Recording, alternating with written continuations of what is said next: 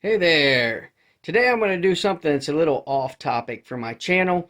This is one of my little uh, side hustles that I do. You know, sometimes it's hard out there. You got to make a nickel where you can. So what I do sometimes is I'll sell things on eBay. This is something I've sold a lot of on eBay, and it's marking paint.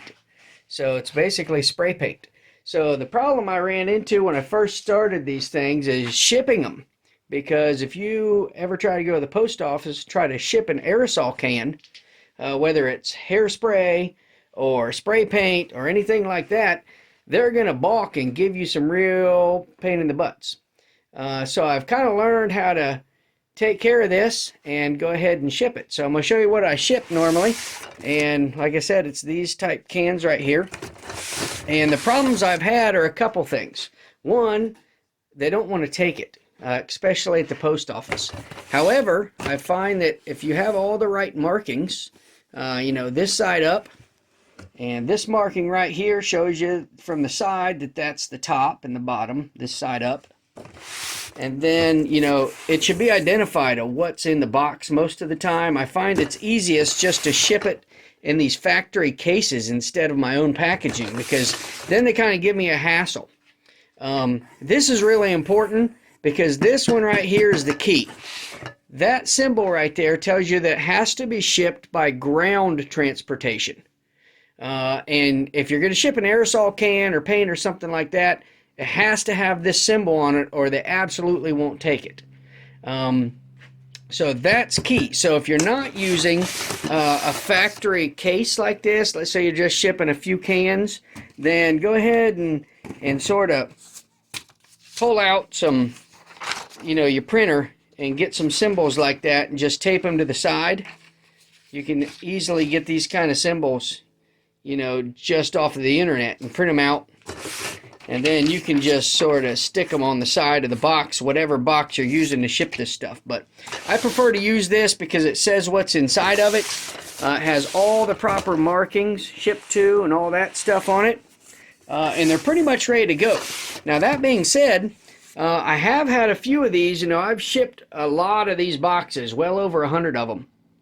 And I've had a couple of them, you know, get damaged in transport, or a couple of them come back to me in that process. And normally what I see is once or twice, as you see, these boxes are normally glued. Once or twice, you know, they even have a second protective layer of cardboard, and they have this on the top and the bottom. But a couple times, some of these the top plastic parts here have gotten cracked. And then one box came to me that was punctured in the side. And then most oftenly, it's the bottom. Since it's supposed to be this side up, a lot of times the damage will happen on the bottom of these boxes. So let me show you what I do to ship these. And then, you know, this is really important too. What I didn't mention earlier, if you have all these, oops, can't show you that label. If you have all these symbols like this marked, don't take it to the United States Post Office. Since it has to be shipped by ground transportation, your best bet is going to be going to UPS. I find that FedEx will give you a pain in the butt. The post office will pretty much just tell you no every time. But if you take it to a UPS and it's properly marked, they'll take it and they'll ship it from you. So that's the only place I take these to, is the UPS shipping hubs. And sometimes you'll take them to some of those drop-off locations, you know, the satellite locations for the UPS. They don't want to take them either. I usually take them to one of their main facilities, because those people usually know what they're doing, and they know that the marks on there, what they mean, and they know that the box is properly marked. So I still got to protect this thing from damage. So let me show you what I do for the bottom to start with. So first thing I'll do to protect the bottom is I'll basically just take another piece of cardboard like this, and I'll cut it out to the right size so that it's the same width as the bottom of the box. And then I find what side this marking's on, and I pretty much cut this out so that it'll fold up on the sides and go right up against that diamond. So this diamond symbol, I'll cut it just so it fits like that. And on this side over here, I'll cut it so I can fold it up just like this. And then after I've done that, I'll tape the bottom up first. Let me show you where that gets me to. So I'll tape the bottom up first, just like this. And you can see I've cut it right here. And on the bottom, I've folded it over. And I've taped it all the way around the box. On the bottom side, it doesn't have to be perfect along the edges, but you can see this one's already been crinkled from being stacked on a pallet. But I will tape it all the way around. And then on the corners here, I've got tape so it won't catch on anything there. And where these seams are, I tape all that so it won't catch. So that pretty much protects the bottom. I found that when I started doing that, almost all of my damages stopped happening in shipment. Now I pretty much just got to put the label on. So what I do for that is I'll take my label and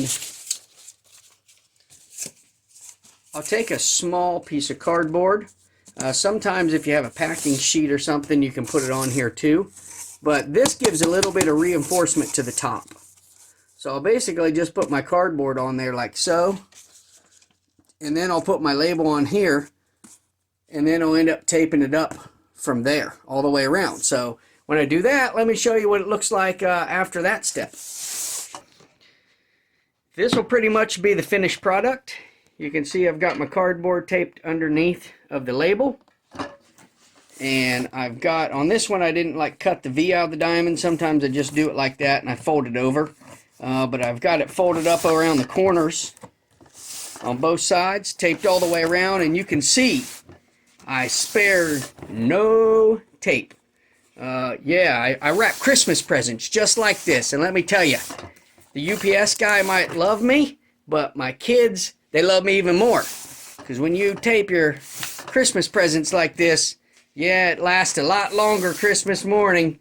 It takes them kids a long time to unwrap these things. So, anyhow, if you're ever wondering how to ship spray paint, that's how I do it. And I keep it secure. Took me a little bit of learning, but most important thing is the, this side up symbol. Clearly mark the box this side up. Let it mark, and they'll always ask you what's in it. So I find that if it shows on the box what's in it, it's easiest. And then this one's the most important.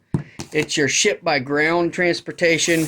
And then take it to UPS ready to go. And if you don't already, eBay, if you're selling stuff through eBay, well, their shipping labels, you'll buy their shipping labels at about, 50 to 60% of the cost of what it would take you to purchase them straight at the UPS store. So buy your labels online. If you're buying it through eBay, that's the best way. But anyway, that's one of my side hustles.